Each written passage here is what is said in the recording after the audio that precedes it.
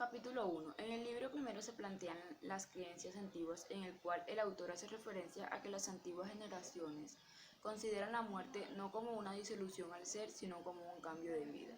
Durante mucho tiempo ellos creyeron que los cuerpos que se colocaban en los sepulcros eran totalmente vivientes, ya que tenían la concepción de que el alma después de la muerte no se separaba del cuerpo. El segundo planteamiento del autor referente a la constitución de la gens romana era la posición de un lugar de sepultura común. Otro aspecto para resaltar era la obligación que tenían de no casarse dentro de la gens. Esta regla no fue plasmada estrictamente, pero se adoptó por costumbres, de modo que todo el proceso hereditario era de línea masculina y la mujer al casarse salía de su gens. Por lo tanto, los hijos que ésta tuviera perdían el derecho hereditario del padre de ella. Otro aspecto que resaltó el autor fue la posesión de las tierras en común, que se comenzó a repartir el territorio de la tribu. Entre las reglas y obligaciones de la tribu se estableció que debían ayudarse entre todos sus miembros. Bueno, yo voy a explicar uno de los criterios de Fustel de Coulant en su obra La ciudad antigua, capítulo 3, donde nos expresa qué dictaba la ley romana a la antigua familia romana. La ley romana dictaba que ninguna familia debía extinguirse, porque al hacerlo desaparecía el culto de la familia, y pues estos consideraban que era de gran interés de la vida humana continuar con la descendencia para poder continuar con el culto, por lo que estar soltero, a lo que ellos llamaban celibato, era una desgracia para la sociedad romana. Cuando apareció la ley que prohibió el celibato, porque este era considerado como un mal acto y de carácter sancionatorio, con el tiempo la ley dejó de prohibirlo, pero aún así se siguió considerando un mal acto por las costumbres que estos tenían. El efecto del matrimonio a los ojos de la religión y de las leyes era unir a dos seres en un mismo culto doméstico, para hacer nacer un tercero que fuese apto para seguir con el culto familiar. Si el matrimonio solo había sido efectuado para perpetuar la familia, parecía justo que pudiera disolverse si la mujer era estéril. Pero si el hombre no era estéril, no pasaba nada. Este podía ser reemplazado por algún hermano o pariente cercano, con el fin de continuar el culto. Y este solo podía ser continuado por un varón.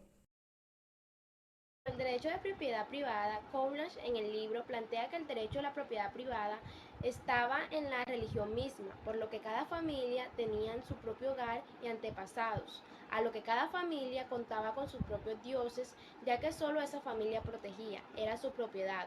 En Roma, la ley fijaba 2,5 pies la anchura del espacio libre con el objetivo de separar siempre a dos casas, ya que se tenía la concepción de que dos familias no podían compartir un mismo muro, debido a que el recinto era sagrado.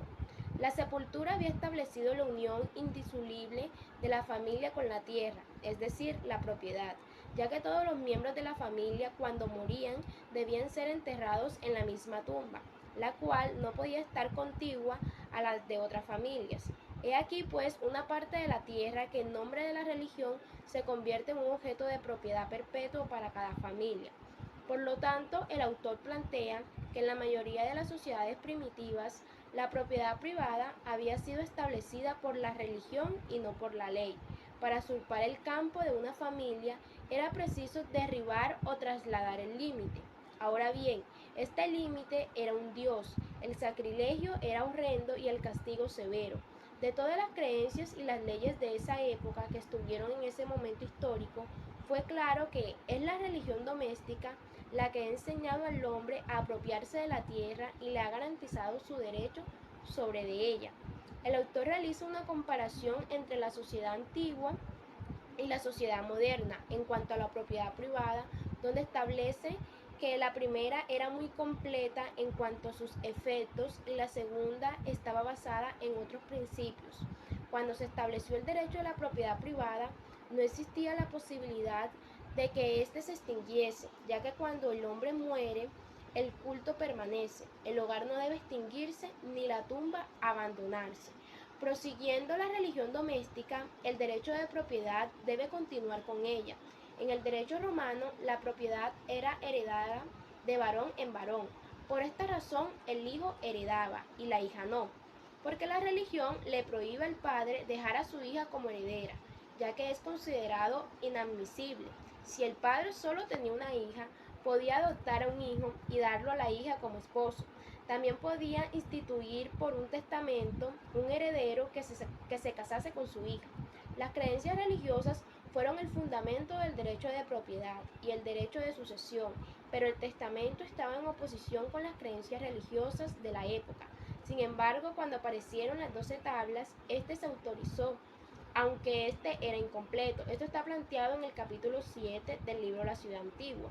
En la familia romana, las leyes no eran impuestas por la sociedad, sino por el padre, quien llevaba la autoridad total. El derecho romano no permitía que la mujer tuviese estos tipos de cargos tan importantes, ya que para la religión eran considerados de bajos rangos.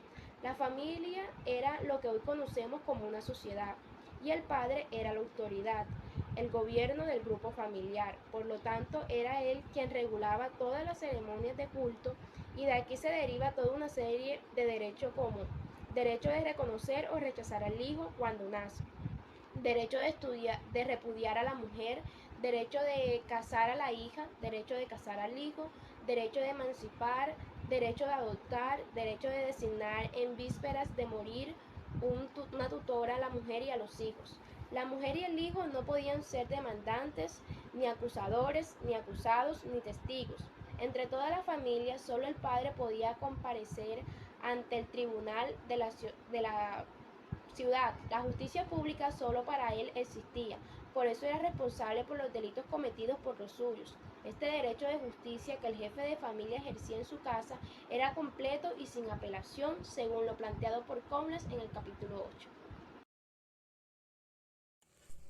Dentro del libro La Ciudad Antigua de Fustel de Coulant, en los capítulos 1, 2 y 3, libro 5, este como criterio nos tiene la relación entre el derecho y la religión. El derecho solo era un aspecto de la religión. Sin religión común no había ley común. Pero la sociedad romana se modificó paulatinamente. Con la llegada del cristianismo se dio fin a la antigua Roma. Después de unos siglos se dio una gran transformación. En el gobierno y en el derecho se realizaron cambios al mismo tiempo que en las creencias. Ya en los 5 siglos que desaparecieron al cristianismo, no era tan íntima la alianza entre la religión de un lado, el derecho y la política de otro. Jesucristo rompe la alianza del paganismo y del imperio que querían reanudar. Proclama que la religión ya no es el Estado y que obedecer al César no es lo mismo que obedecer a Dios. Según la leyenda de la función de Roma, el primer asentamiento en el territorio se efectuó por cierto número de gens latinas. Reunidas formaron una tribu. Pronto se unió a ella una tribu sabelia, que se dice tenían 100 gens, y por último otra tribu compuesta por elementos diversos que constaban asimismo de 100 gens. Referente a las primeras formas del Estado, Engels plantea que se aprobó el Senado, el cual estaba conformado por los respectivos jefes de las 300 gens, dando así poder exclusivo para ocupar los oficios o cargos públicos. El pueblo se fue dejando imponer estas y otras pretensiones, con lo cual se convirtió en un derecho positivo. De esta manera fueron surgiendo leyes, que se votaban en conjunto con la Asamblea del Pueblo, es decir, los comicios de las curias. A raíz de unas problemáticas que terminaron en luchas, se dio fin a la antigua constitución de la gens y con esto llega una nueva constitución. Uno de los criterios de Friedrich Engels en su libro La familia, la propiedad privada y el Estado sobre el derecho romano es que no estaba estipulado en ninguna parte del derecho elegir al jefe, pero en esos inicios todos los puestos importantes, empezando por el rey, se obtenían solamente por elección o aclamación. Esos inicios acabaron debido a las múltiples luchas entre dos grupos, como los popolus o pueblos romanos con raíces puras, y los plebes, personas que vivían fuera de las antiguas gens, curias y tribus, las cuales hicieron parte de la inmigración debido al ensanchamiento del territorio romano. producto de la conquista de Roma. Estas personas eran libres, por lo que podían tener tierras, pagaban impuestos, pero no podían hacer parte de los derechos públicos. Es importante resaltar que una curia equivale a 10 gens, la cual es un eslabón intermedio llamado fratria. Las fratrias eran edificaciones donde estos se reunían a manifestar su culto y estaban conformados por tribus. Existían 30 curias. Los esclavos no hacían parte de la familia, pero los adoptados y los clientes sí hacían parte de la familia romana.